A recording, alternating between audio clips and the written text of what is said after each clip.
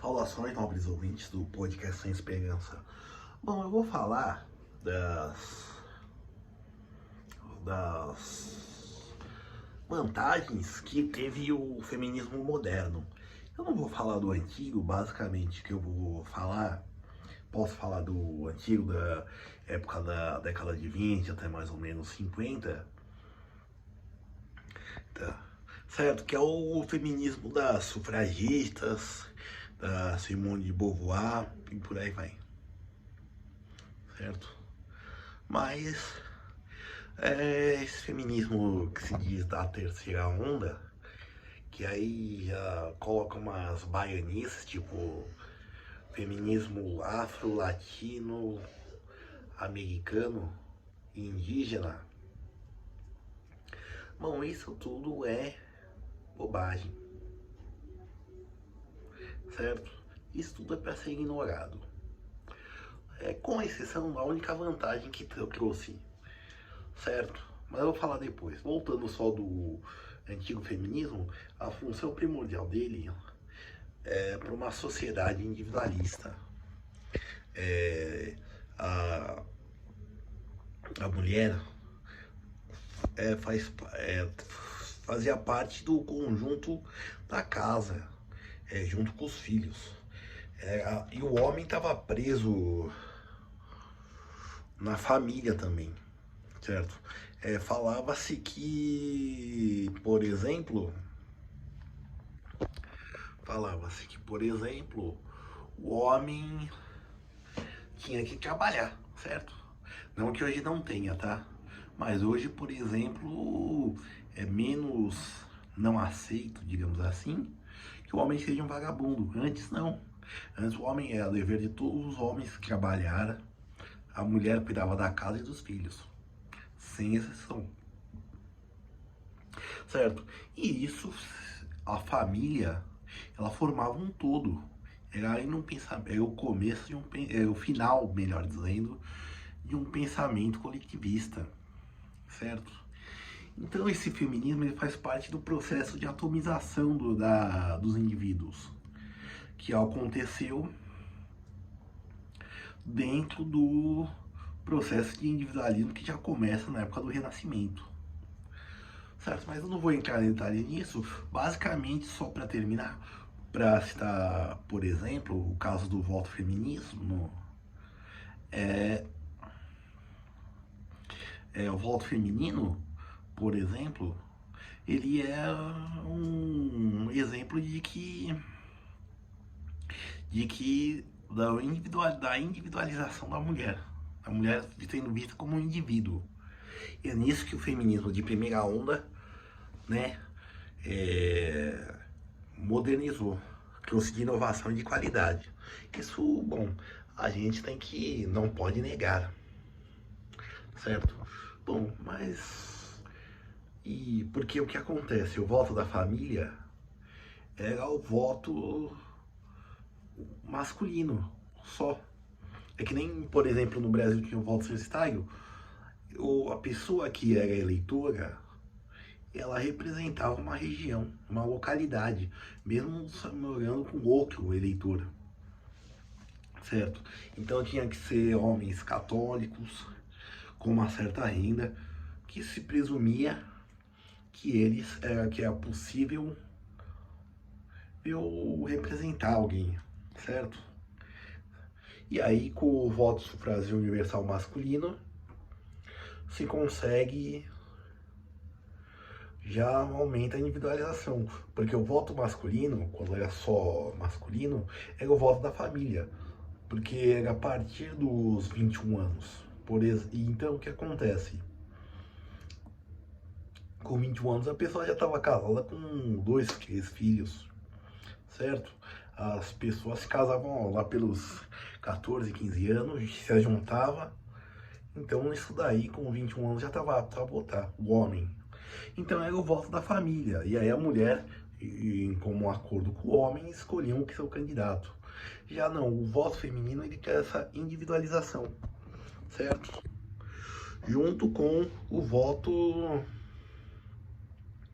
dos menores de 18 anos. Menores não, perdão. De pessoas de 18 anos. Já é o jovem adulto, também individualizado, atomizado, como gostam de dizer, que está sendo visto pelo Estado e pela sociedade. Porque o Estado, por pior que ele seja, ele é uma manifestação da sociedade, certo? Não é porque a sociedade obedece ao Estado que o Estado não reflete essa sociedade. Então, por isso, e apenas isso, o Estado vai percebendo o ser humano, todos, como um indivíduo. O jovem, a mulher, o homem.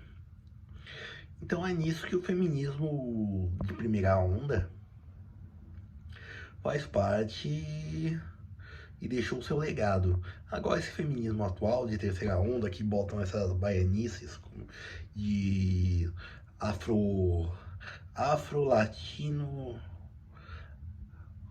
indígena, se não me engano, eu vi o título de um livro, por um feminismo afro-latino indígena. Isso daí, obviamente, também tem a ideia de particularizar, de atomizar, né? Mais ainda. Só que isso não traz mais serventia nenhuma, certo? É mais ou menos como a sigla dos LG e afins. Você vai somando, somando, somando, somando, somando, somando siglas até que aquilo lá vai virar um verdadeiro alfabeto. E aí o que acontece?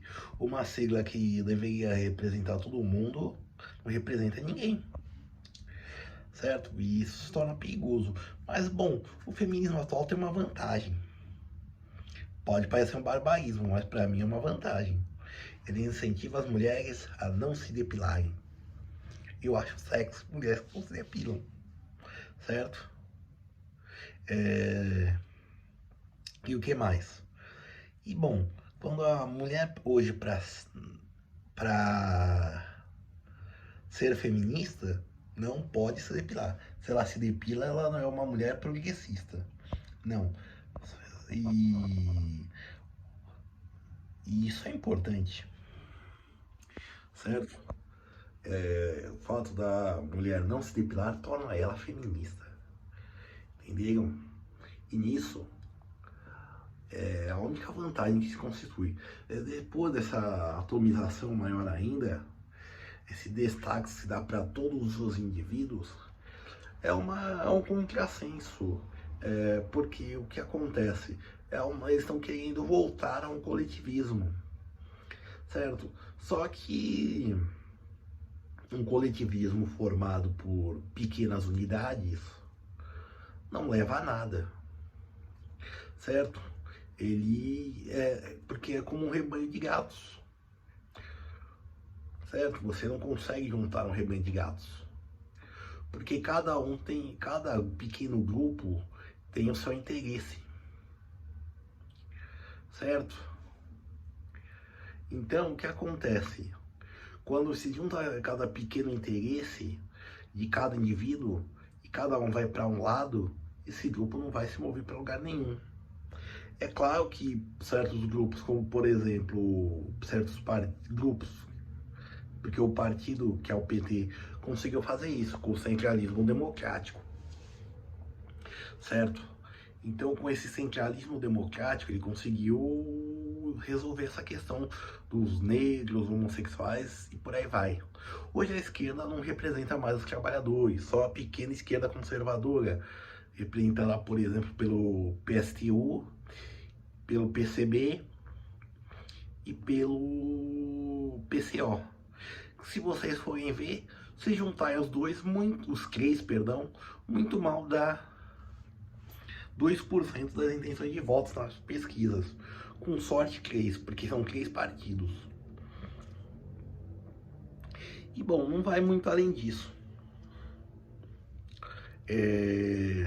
Certo? Então, só para terminar, Eu queria dizer uma coisa. Tem mulheres de certas denominações cristãs que não se depilam. Elas seriam feministas? É claro que não. O pelo não significa apenas na mulher, não significa apenas feminismo. Significa também um ultraconservadorismo. É que nem eu lembro que tinha um pastor que ia pregar no CRIM e ele usava aquelas gravatas e dizia que não podia usar perfume, não podia usar desodorante. Imagine a subaqueira, que o cara tava sempre de terno, 3 gravatas. Eu nunca entendi isso.